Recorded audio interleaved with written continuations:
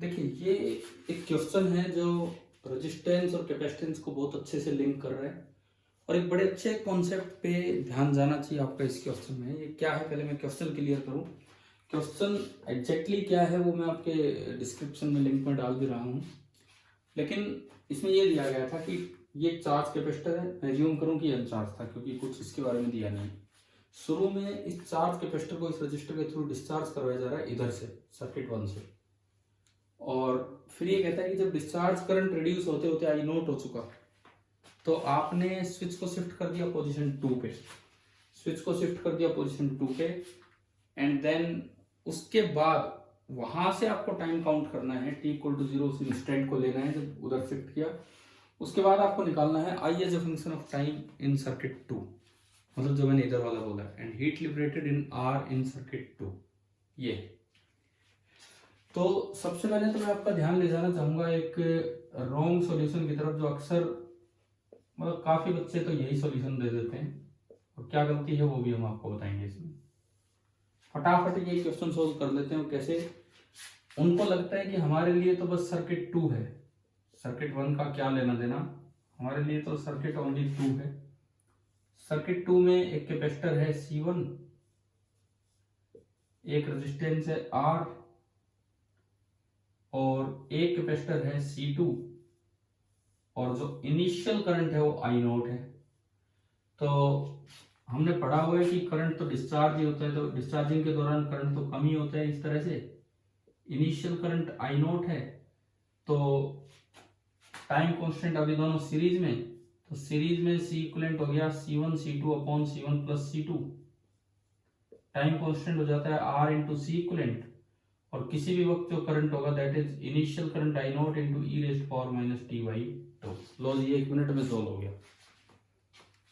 इसमें गलती क्या है ये बताओ आप। मैं आपसे ये पूछता हूँ कि ये जो नॉर्मल काम जो अक्सर बच्चे कर देते हैं, इसमें गलती कहाँ है? आप 2 मिनट वीडियो रोक के सोचना कि इसमें क्या गलती है, लेकिन मैं अब बताता हूँ क्या गलती है। यहाँ गलती है यहाँ कि आप ये कैसे फॉर्मूले लगा रहे हो सीरीज कॉम्बिनेशन के।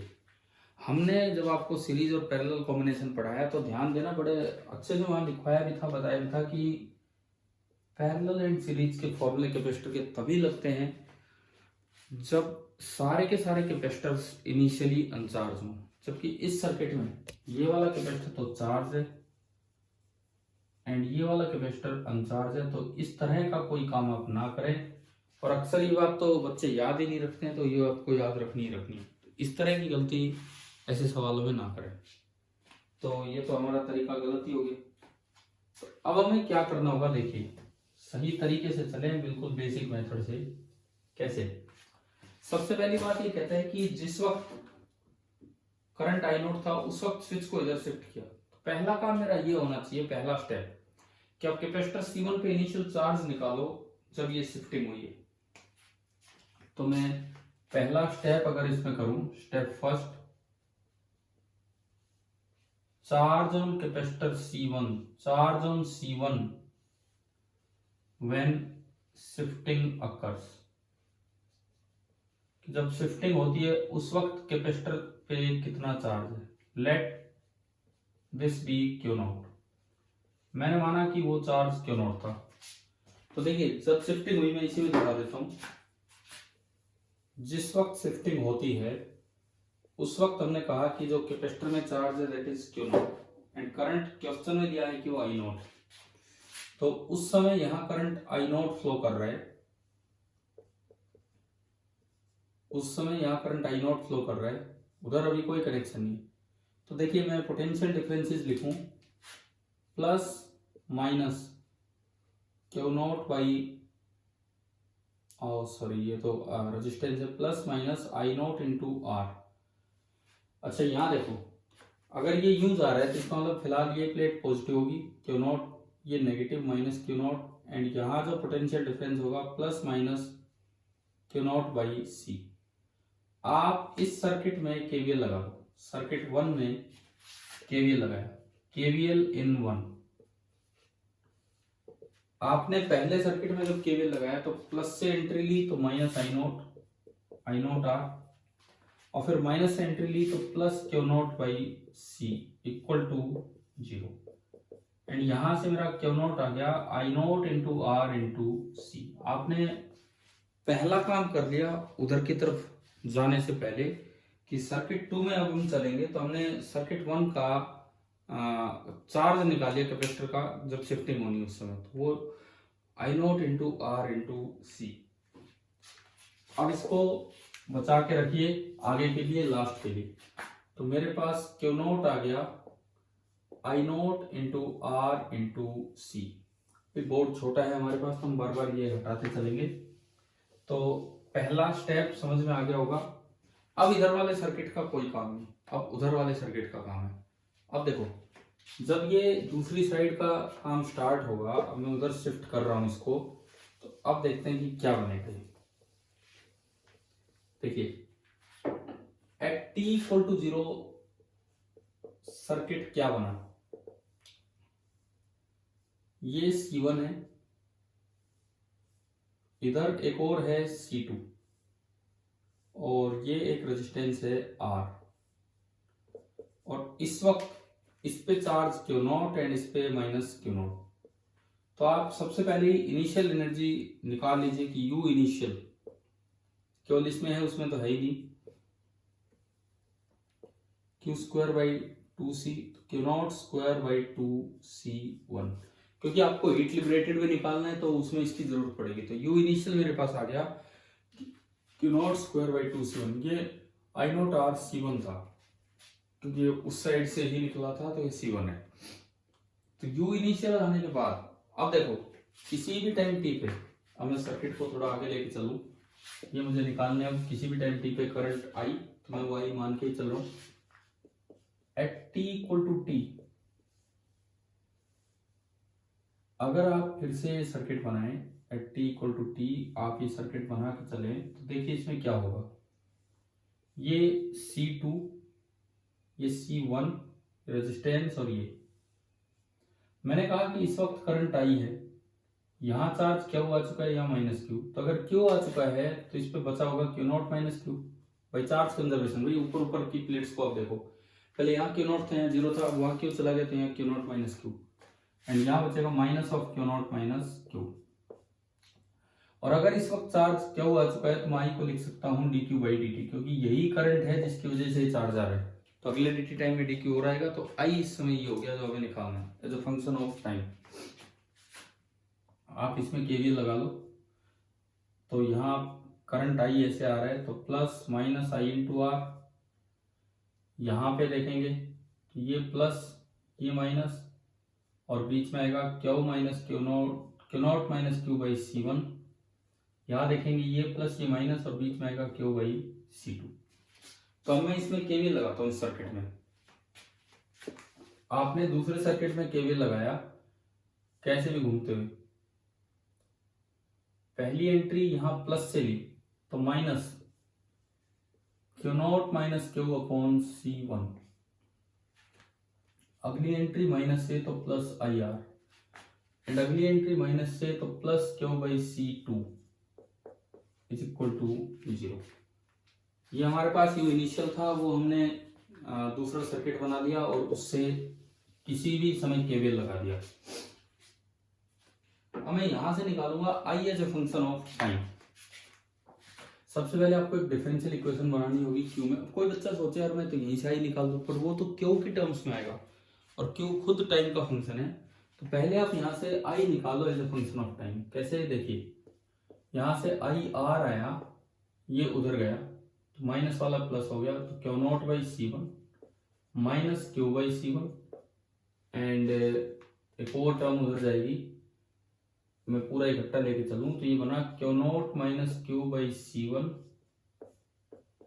And minus Q by C2 is equal to 0। Clear. ये हमने यहां से आई निकाला किस तरह से, इक्वल टू 0 नहीं, ये उस साइड भेज दिया। अब यहां से अगर मैं आई देखता हूं, I is equal to Q naught minus Q by R C1 minus Q by are C2। आप आई को लिख लीजिए D Q by D T. I को हमने लिखा D Q by D T.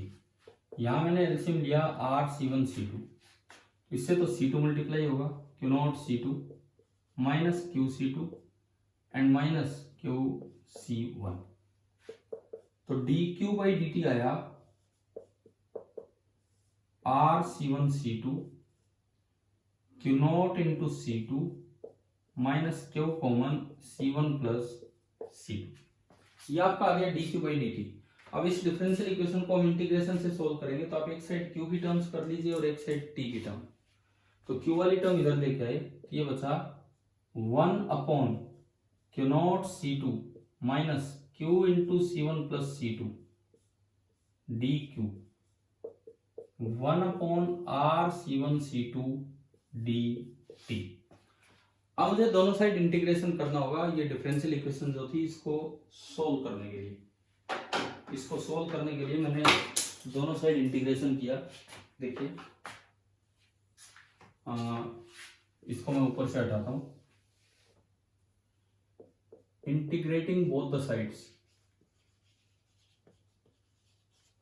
तो इधर जो बचा integral 1 upon Q naught C two minus Q into C one plus C two D Q is equal to integral 1 upon are C one C two D T. अब मैं limit लगाता हूं, t बराबर 0 पे Q is the charge on capacitor C two, और C to पे कोई charge नहीं था शुरू में जैसे शिफ्ट किया था स्विच को, और किसी टाइम t पे हमने चार्ज माना है q। तो मैं सबसे पहले q as a function of t लेके आ रहा हूं यहां से। अब मैं इंटीग्रेट करूंगा, अब मैं इसे इंटीग्रेट करूंगा तो ये उस तरह की फॉर्म है 1 बाई क्यू डी क्यू, क्योंकि यहाँ पे 1 बाई क्यू का होता है L N Q, L N मतलब लॉग, तो ये बना log of Q naught C two minus Q into C one plus C two. लेकिन जो क्यू का मल्टीपल होगा उससे डिवाइड करना होगा, तो क्यू का मल्टीपल है minus C one plus C two, यहाँ बनेगा minus of 1 plus 1 upon C one plus C two, उससे डिवाइड होगा इज इक्वल टू, अच्छा लिमिट अभी लगाएंगे 0 से q इज इक्वल टू, उधर 1 upon are C one C two common आया, integral d t t and limit है 0 to t। अब आप इसमें ये वैल्यू पुट करेंगे, लिमिट पुट करेंगे, तो लॉग ऑफ अपर लिमिट एक बार q की जगह q आएगा तो पूरा ही, minus log of lower limit तो q की जगह 0 हो जाएगा, तो ये बचेगा ln of this minus ln of q naught C two, ln दिस minus ln q naught C two, and log a minus log b होता है log a अपॉन b।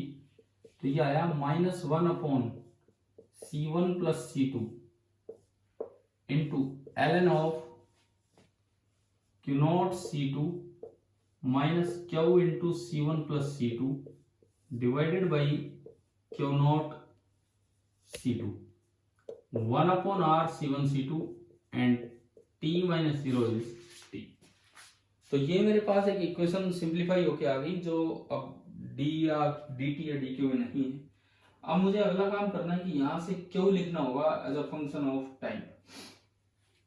ये तो इन चीजों को इधर उधर करके ही लिखा जाएगा। देखिए इन सबको उधर भेज दिए, तो ये बना ln, ln मतलब log to the base e। अच्छा बाकी जो आगे नंबर है Q naught C two minus Q into C one plus C two divided by Q naught C two is equal to, ये उधर गया तो minus C one plus C two divided by R C one C two into T. इसको exponential form में हमने लिखा, तो exponential form में जब लिखा तो ये बना कि e raise to power minus of C one plus C two upon are C one C two into T is equal to Q naught C two minus Q into C one plus C two divided by Q naught C two. मैंने Q naught C two से इधर अलग अलग divide किया, तो यही step में यही दिखा देता हूँ। ये हो गया 1 minus this thing upon Q naught C one C two, इसको इधर उठा लाओ तो Q into C one plus C two divided by Q naught C1 C2, ये आपका आया 1 minus E raise to power minus C1 plus C2 upon R C1 C2 into T. अब अगर मैं यहां से क्यू निकालूं तो वो जो क्यू निकल के आया that is equal to Q naught C1 C2 ऊपर गया divided by C1 plus C2 into 1 minus E raise to power minus C1 plus C2 upon R C1 C2 into T. ये आपका क्यू का expression निकल के आ गया है। Charge as a function of time उस कैपेसिटर C2 पे किसी भी समय, देखो t बराबर 0 पे ये इनिशियल डायग्राम में कोई चार्ज नहीं है, किसी भी समय ये चार्ज है।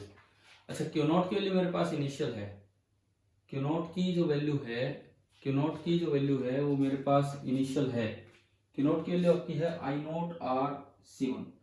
तो अगर मैं क्यू नॉट की वैल्यू इसमें पुट करूं, देखिए in terms of C1 C2 ये आपका क्यू नॉट आ चुका है हमारे पास, सॉरी क्यू आ चुका है हमारे पास कि Q naught C1 C2 upon C1 plus C2 into 1 minus E raise to power minus C1 plus C2 upon R C1 C2 into T.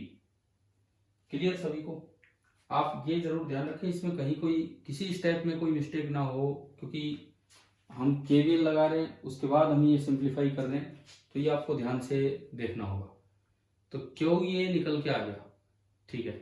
उसके बाद देखिए इसमें एक मिस्टेक लग रही है, डायमेंशनली एक मिस्टेक है। देखो ये चार्ज है, ये डायमेंशन लेस है, ये भी चार्ज है, तो ऊपर भी एक कैपेसिटेंस आना था क्योंकि नीचे C1 प्लस C2 है, क्योंकि नीचे C1 प्लस C2 है तो इसलिए ऊपर भी नीचे C1 प्लस C2 मतलब एक ही तो फेराड है, तो ऊपर 2 फेराड नहीं आ सकते। इट मीन्स डायमेंशनली कहीं ना कहीं इस इक्वेशन में कोई कमी है, डायमेंशनली कहीं ना कहीं इस इक्वेशन में कोई कमी है। आप अगर इसको रीचेक करें तो मैं बताता हूँ आपको कहाँ पे क्या है। ये हमने क्योंकि इसमें या तो ऊपर C1 आएगा या ऊपर C2, दोनों नहीं आ सकते, नहीं तो ये डायमेंशनली गलत हो जाएगा। किस तरह से, कहाँ पे गलती है इसमें, क्यू नॉट C1 C2 पूरा कैसे चल रहा है, क्यू नॉट C1 C2 ये हमारा इधर से आया था, Q naught C1 C2 minus this, ये आपका था Q naught C2 minus Q into C1 plus C2 T by R C1 C2। अच्छा क्यू नॉट C2 था और R C1 C2 था, ठीक है। आप इसको रिचेक कर लेना, ये C1 C2 नहीं आएगा, it will come out to be only C2। ये C1 बीच में कैंसिल हो लेगा, आप रिचेक कर लेंगे इसे, ये बचेगा। बीच में एक स्टेप में हम ये गलत कर गए, ये बचेगा क्योंकि डायमेंशनली ही ये गलत आ रहा है। तो क्या is coming out to be Q naught C2 upon C1 plus C2 into 1 minus this. ये हमारा क्यू का एक्सप्रेशन आ गया as a function of time, ये हमारा क्यू का एक्सप्रेशन आया as a function of time. देखो अगर किसी को डाउटफुल लग रहा है कि मैंने कैसे हटाया, मैंने उसी को रिचेक ही करके बताया है आपको किस तरह से हटाया। देखिए ये तो इनिशियल है, हम यू इनिशियल इसका लिख चुके थे Q naught square by 2C1, ये हम यू इनिशियल लिख चुके थे Q naught square by 2C1। उसके बाद किसी भी टाइम t पे यहाँ चार्ज बचा था क्यू नॉट माइनस क्यू, और यहाँ हो गया था क्यू माइनस क्यू, फिर हमने केवी लगाया था plus minus I into R plus minus Q naught minus Q by C1 and इसमें plus minus Q by C2, ये हमने केवी लगाया। फिर जब हम इसमें घूमे थे केवी लगा के, तो पहली एंट्री प्लस से, तो माइनस का ये किसी टी टाइम पे है, minus Q naught minus Q by C1 ये पहली चीज आई थी, plus I R plus Q by C2 is equal to 0। ये हमारी केवीएल की इक्वेशन बनी थी। अब आप देखो इसमें ये आपकी केवीएल की इक्वेशन बनी थी, जो फर्स्ट इक्वेशन बनी, यहां से आपका I इंटू आर आया, आप इसको उधर उठा देंगे, Q naught minus Q by C1 minus Q by C2, तो I बराबर, ये R भी नीचे जाएगा और C1 C2 एलसीएम आएगा, तो R C1 C2, और ऊपर आया Q naught into C2 minus Q into C2 and minus Q into C1। तो यहां से I उसको हमने लिख दिया था dq/dt बराबर Q naught C2 minus Q into C1 plus C2 divided by R C1 C2। आपने क्या किया था, ये क्या वाली टर्म एक साइड कर ली, dq upon Q naught into C2 minus Q into C1 plus C2। ये क्या मैं एक तरह से रिवाइज कर रहा हूँ कि क्या किया, are C1 C2 into dt। इसके बाद आपने क्या किया, इंटीग्रेशन किया। तो जैसे ही आपने इंटीग्रेशन किया इधर तो बचेगा ln of this thing divided by minus of C1 plus C2। तो आपने इंटीग्रेशन करके ये टर्म लिखी ln of Q naught C2 minus Q into C1 plus C2 divided by minus of C1 plus C2। Limit इसमें put होनी थी 0 से Q बराबर उधर 1/r C1 C2 और dt का इंटीग्रेशन था p। जब आपने लिमिट पुट की तो अपर लिमिट यही पूरा, लोअर लिमिट 0 होने के बाद ये आपका ये स्टेप बना था और माइनस C1 प्लस C2 ऊपर गया था into t divided by r C1 minus C1 plus C2 into T divided by r C2। यहां तक हम आ चुके थे इसमें। इसके बाद देखिए इतना होने के बाद हमने इस क्यू को लिख लिया था एक्सपोनेंशियल फॉर्म में। कैसे, ये पूरा बराबर हो गया था e raise to power this. तो q naught C2 minus Q into C1 plus C2 divided by Q naught C2 is equal to e raise to power minus C1 plus C2 into T divided by are C2। ये तो as it is था ही। जब आपने Q naught C2 से उधर भेजा Q naught C2 को, तो ये आपका बन गया Q naught C2 minus Q into C1 plus C2 is equal to e raise to power minus of C1 plus C2 into T divided by are C2। मैं जस्ट एक बार repeat करके आपको समझा रहा हूँ कि खाली C2 कैसे बचा। ये गलती से C1 C2 लिखा गया था किसी स्टेप में, इसको उधर ले जाओगे तो ये था is equal to Q naught C2। जब आप इसको उधर ले जाओगे तो दोनों में से जो कॉमन आएगा that is only Q naught C2। मैं जस्ट पिछले 5 मिनट से वही रिपीट कर रहा हूँ कि भाई ये चार्ज में गलती से ऊपर C1 C2 लिख दिया था, ये इतना ही आएगा। तो अब मेरे पास क्यू का एक्सप्रेशन आ चुका है C2 कैपेसिटर पे किसी टाइम पे, और वो आया Q naught C2 upon C1 plus C2 into 1 minus e raise to power minus of C1 plus C2 divided by r C2 into T. ये मेरे पास क्यू आ गया as a function of time. अब सवाल में डिमांड थी कि आप आई निकालिए as a function of time.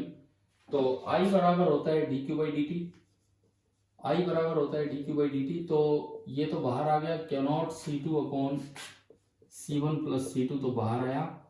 इसका जब आप डिफरेंशिएशन करेंगे तो 1 का 0 एंड e का एज इट इज, तो e raise to power minus C1 plus C2 upon r C2 into T multiply by इस फैक्टर से फिर से मल्टीप्लीकेशन होगा तो माइनस 1 बाहर लग जाएगा and this will be C1 plus C2 upon r C2।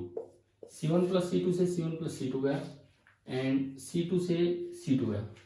सो जो आई आया, i minus of 1 upon r C1 into e raise to power minus C1 plus C2 upon r C2 into T. ये मेरे पास current का expression आ गया कि किसी भी समय पे जो करंट होगा, किसी भी समय पे जो करंट होगा वो हमारा ये होगा। माइनस साइन केवल डायरेक्शन के लिए होता है। तो अगर आप मोड ऑफ आई लिखना चाहें, magnitude of current at any time t, तो उसका आंसर आया 1 upon r C1 into e raise to power minus of C1 plus C2 divided by r C2 into T. ये आपका आई आया क्यू नॉट अपॉन दिस। अब अगर मैं Q naught की वैल्यू रखूं, Q naught was I naught R C one, Q naught was I naught R C one, R C one से R C one पूरा कैंसिल हो गया, एंड ये जो करंट आपका निकल के आया i, this is equal to i naught into e raise to power minus T by tau, and tau आपका आ रहा है r C one C two upon C one plus C to.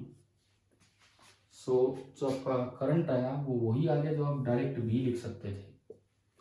जो आपका करंट आया वो वही आया जो आप डायरेक्ट भी लिख सकते थे, लेकिन डायरेक्ट लिखने में एक कमी थी, हम उसको अवॉइड करते हैं कि जो मैंने कहा था कि मोस्टली जो गलत सॉल्यूशन की तरफ ले जाते हैं कि अगर एक चार्ज और एक अनचार्ज है तो हम तो सीधा लिख देते हैं वही सी इक्विवेलेंट होगा ये।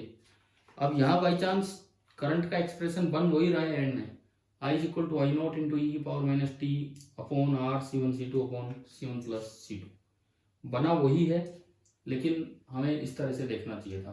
पूरा केसीएल केवीएल लगा के आपको समझाया क्या होगा।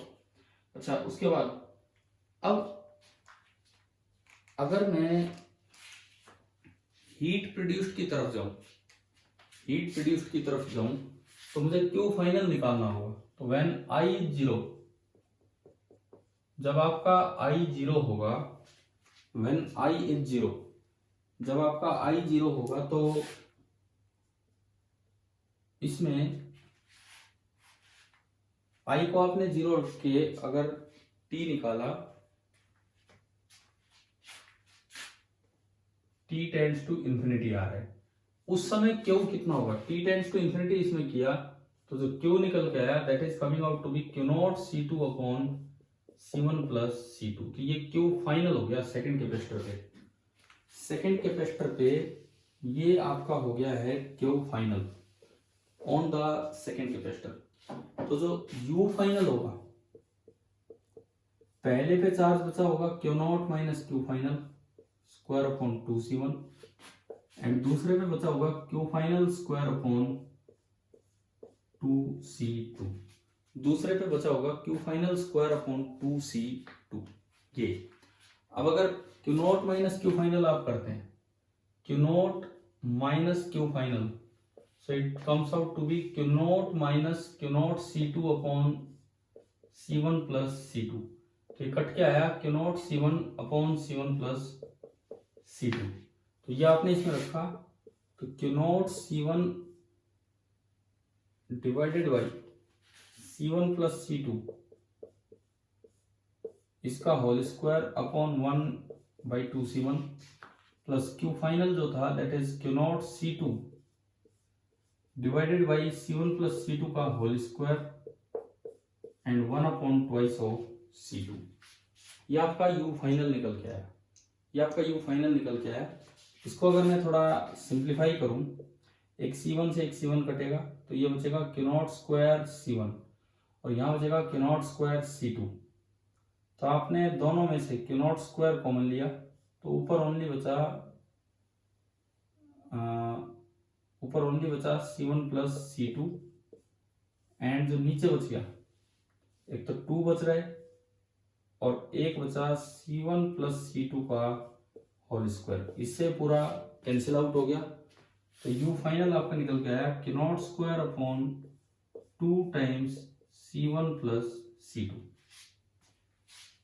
और यू इनिशियल ऊपर लिखा हुआ है, यू फाइनल मैंने ऊपर लिखा, तो जो यू फाइनल सर्किट में बचेगा इनमें दोनों कैपेसिटर्स में, तो that is q naught square upon 2 times C1 plus C2। अब इसके बाद देखो जो एनर्जी लॉस हुआ मैं उसकी तरफ चलूंगा। Heat loss will be equal to u initial minus u final. U initial है Q naught square upon 2C1 minus u final है Q naught square upon 2 times C1 plus C2। आपने LCM लिया, एक बचा Q naught square by 2C1 और एक बचा 2 times C1 plus C2। तो मैंने एलसीएम लिया 2C1 into C1 plus C2, तो क्यू नॉट स्क्वायर तो कॉमन है, तो इसके ऊपर तो आएगा C1 प्लस C2 माइनस उसके ऊपर आएगा C1। C1 से C1 कैंसिल हो गया, और जो हीट प्रोड्यूस हुई है उसका आंसर आ गया Q not square C2 upon 2C1 into C1 plus C2। ये आपकी इस क्वेश्चन में हीट प्रोड्यूस्ड है। बड़ा सवाल था, लेकिन आधा घंटा लग गया ऑलमोस्ट इसको पूरा बताने में। बीच में एक जगह वो C1 C2 आ गया था, तो 5-7 मिनट उसको दोबारा रिपीट करने में गया कि भाई कैसे वो खाली C2 था। इस तरह का सवाल नीट में इतने नहीं पूछे जाते हैं, बिकॉज इनमें आपको पूरे केसीएल केवल लगा के आगे सिंप्लीफाई करना होता है।